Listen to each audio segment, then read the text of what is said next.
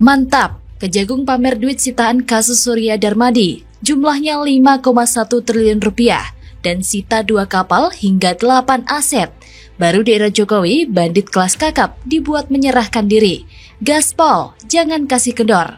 Ditulis oleh tim redaksi jurnal, dikutip dari berbagai sumber. Rekan-rekan penyidik telah melakukan juga penyitaan aset untuk sementara ini, yaitu ada 40 bidang tanah yang tersebar di Jakarta, Riau, dan Jambi. Ada 6 pabrik kelapa sawit, Jambi, Riau, dan Kalbar. Tentu ini juga ada arahan dari Presiden bahwa penegakan hukum harus ada manfaatnya. Harus ada manfaatnya, baik bagi negara maupun bagi masyarakat. Saudara, pengusaha Surya Darmadi adalah pemecah rekor kasus korupsi dengan kerugian paling tinggi di Indonesia sebesar 78 triliun rupiah. Ini adalah nilai total kerugian negara terbesar sepanjang sejarah. Aktivitas usaha dia yang kesewenang-wenangan dia, yang nyerobot lahan, yang soal alih fungsi hutan gitu kan, untuk perkebunan kelapa sawit, itu kan dilakukan ketika masa-masanya SBY. Dan kalau nilai kerugian negara sampai 78 triliun, itu kan artinya nggak mungkin cuma 1-2 tahun gitu. Pasti ini bertahun-tahun sebelumnya dan dia sudah melakukan ini dalam waktu yang cukup lama gitu. Format dugaan korupsi yang 78 triliun ini nampaknya Surya Darmadi agak jeri juga gitu, agak retak juga. Karena mungkin nilainya aja dia tidak sampai di situ asetnya dia gitu. Artinya yang dimiliki entah uang, entah rumah, entah saham dan lain sebagainya tidak senilai itu gitu. Gambarannya itu mungkin sehingga dia pulang. Tapi bahwa Kejaksaan Agung dan auditor itu merumuskan 78 triliun itu bisa aja dibuat begitu karena memang diduga ini adalah perkebunan yang ilegal. Pegiat media sosial Yusuf Muhammad alias Yusuf Dumdum kembali menyoroti kasus mega korupsi Taipan, Duta Palma Group, yaitu Surya Darmadi. Dalam unggahan Twitter pribadinya pada Selasa 30 Agustus 2022, ia mengungkapkan bahwa Kejagung telah berhasil menyita uang sebesar 5,1 triliun rupiah hasil korupsi Taipan tersebut. Yusuf pun memberikan apresiasi dan dukungan terhadap gerak cepat kinerja Kejaksaan Agung dalam mengusut tuntas kasus korupsi terbesar sepanjang sejarah di Indonesia itu. Sebelumnya diketahui, Kejaksaan Agung atau Kejagung telah menyita barang bukti korupsi tersangka kasus korupsi lahan sawit, yaitu Surya Darmadi. Uang yang disita terbagi menjadi 3 mata uang berupa rupiah, dolar Amerika Serikat, dan dolar Singapura. Nilai nominal rupiah yang disita sebesar 5,1 triliun rupiah. Untuk dolar Amerika Serikat sebesar 11.413,813,57 US dollar. Sedangkan dolar Singapura sebesar 645,4 SGD. Ketika dirupiahkan, total dolar Amerika yang disita sekitar 169,5 miliar rupiah. Sedangkan dolar Singapura sekitar 6,8 juta rupiah.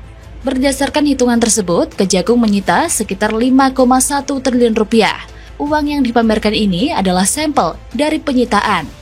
Sebelumnya Yusuf Muhammad alias Yusuf Dumdum pada Senin 15 Agustus 2022 melalui akun Twitternya menyindir barisan kadrun dengan menunjukkan data bahwa di era Jokowi, bandit kelas kakap 78 triliun yang menjadi buron KPK dan Kejagung sejak tahun 2019 menyerahkan diri dan langsung ditangkap oleh Kejagung.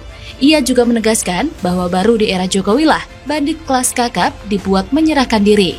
Padahal di era SBY berkuasa, Surya Darmadi justru menjadi anak emasnya yang dipelihara. Pantauan detik.com pada Selasa 30 Agustus 2022, ketiga mata uang yang ditumpuk itu, uang tersebut diturunkan dari 2 buah mobil oleh beberapa orang. Pihak keamanan setempat juga menjaga ketat tumpukan uang tersebut ketika diturunkan. Di samping itu pula, Kejagung sendiri juga telah menyita sejumlah aset berupa 2 kapal, tanah, dan bangunan milik tersangka kasus korupsi lahan sawit Surya Darmadi. Totalnya ada 8 aset tanah dan bangunan di Jakarta Selatan yang disita. Sedangkan 2 kapal tersebut saat ini berada di Kabupaten Banyuasin, Sumatera Selatan. Penyitaan yang dilakukan pada hari Senin dan Selasa kemarin oleh tim penyidik pada Direktorat Penyidikan Jaksa Agung Muda bidang tindak pidana khusus. Petugas juga memasang plang penyitaan di lokasi. Ketut menyampaikan, tim penyidik Kejaksaan Agung bersama dengan pengamanan dari Kejaksaan Negeri Jakarta Selatan dan aparat kepolisian dari Kepolisian Resor atau Polres Metro Jaya Selatan melakukan penyitaan. Dia mengatakan penyitaan dilakukan untuk kepentingan penyidikan kasus korupsi yang membelit Surya Darmadi. Selain itu, Ketut juga menerangkan, kapal yang disita itu adalah satu unit kapal motor tunda dengan nama kapal Royal Palma 9.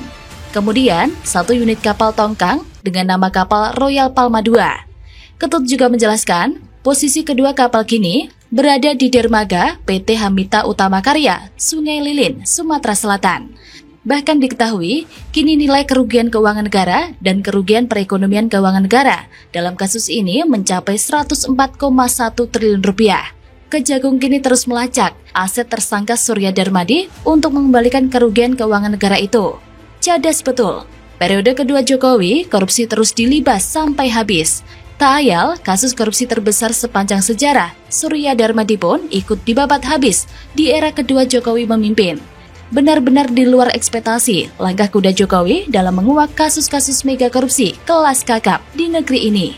Presiden yang dianggap pelongo-pelongo ternyata begitu garang menindak para penjara uang negara. Bahkan hal itu sering dianggap riskan oleh presiden-presiden sebelumnya.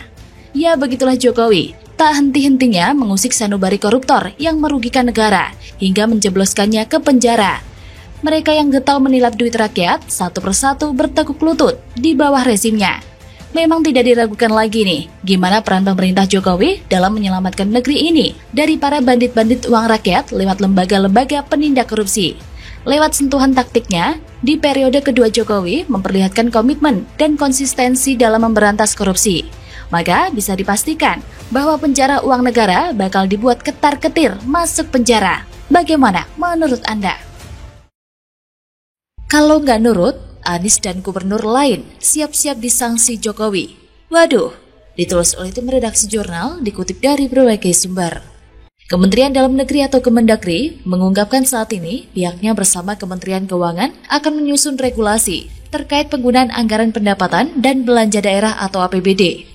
Salah satu regulasi yang akan ditetapkan yaitu diantaranya pengenaan punishment atau sanksi bagi pemerintah daerah atau Pemda yang tidak belanja secara optimal dan hanya mengendap di perbankan. Dirjen Bina Keuangan Daerah Kementerian Dalam Negeri Agus Fatoni menjelaskan APBN dan APBD merupakan belanja terbesar di Indonesia, sehingga seharusnya lewat anggaran APBN dan APBD tersebut bisa mendongkrak ekonomi nasional dan daya beli masyarakat. Masalahnya, sampai saat ini masih banyak daerah yang tidak optimal dalam membelanjakan anggarannya, sehingga anggarannya hanya berakhir mengendap di perbankan. Hal ini akhirnya membuat Kemendagri dan Kementerian Keuangan untuk membuat sistem reward dan punishment. Dari Kemendagri, misalnya, memberikan penghargaan berupa piala atau trofi. Sementara Kemenko, bagi daerah yang serapannya tinggi akan menyiapkan dana insentif daerah atau DID. Nah, saat ini belum ada sistem punishment bagi daerah yang tidak mengoptimalkan belanjanya. Oleh karena itu, menurut Agus, bagi daerah yang anggarannya tidak dibelanjakan optimal, maka diberlakukan pemotongan atau penundaan anggaran transfer dari pemerintah pusat. Hal tersebut menurut Agus sangat logis, karena anggarannya belum dipakai sama sekali. Selain itu, realisasi anggaran belanja daerah baru, yaitu 472 triliun rupiah per Agustus tahun 2022. Angka itu setara dengan 39,3% dari total alokasi belanja daerah. Bahkan Presiden Jokowi juga meminta Pemda untuk berkoordinasi dengan pemerintah pusat dalam mengendalikan inflasi. Sebab terdapat 5 provinsi yang mencatat inflasi lebih dari 5% pada bulan Juli 2022. Sehingga akan memperlambat laju pertumbuhan ekonomi di suatu daerah. Hal ini menjadi pesan bagi Gubernur DKI Jakarta Anies Baswedan. Karena secara angka, DKI Jakarta menempati urutan pertama Pemda dengan dana endapan terbesar di bank, mencapai 7,85 triliun rupiah pada April 2022. Maka dari itu, tidak heran jika anggaran fantastis DKI Jakarta tiap tahun naik, sementara pembangunan tidak tampak sama sekali. Pokoknya naik terus anggarannya, tapi dampak ke masyarakat tidak ada sama sekali. Bagi-bagi uang di era Anies Baswedan terus meningkat. sedangkan pembangunan infrastruktur melambat. Begitulah model pembangunan yang di era Anies, angka APBD itu hanya angkanya yang gede, tapi wujudnya tidak ada. Semua hanya diendapkan begitu saja di bank untuk kepentingan perut masing-masing. Postur anggaran gemuk DKI Jakarta menjadi sasaran empuk bagi pembegal anggaran yang secara santun menyaru jadi pejabat, tapi menilep anggaran secara senyap. Era Anies, komplotan begal anggaran itu masih nyaman dan aman karena mereka tak tersentuh KPK. Ada KPK Jakarta yang mengamankan itu semua. Maka dari itu, tidak heran jika Jokowi memberikan punishment atau sanksi bagi daerah yang masih menyimpan APBD di bank dan tidak memanfaatkannya untuk memperbaiki ekonomi rakyat. Semoga saja Anies segera tersadar dari kebebalannya, lalu mulai mengotak-ngatik prioritas penggunaan anggaran di APBD 2022 dengan menambah rupiah untuk setiap sektor seperti pasar, sekolah, rumah sakit, lapangan, pekerjaan, dan lain-lain untuk meningkatkan ekonomi dan kualitas kesejahteraan di masyarakat.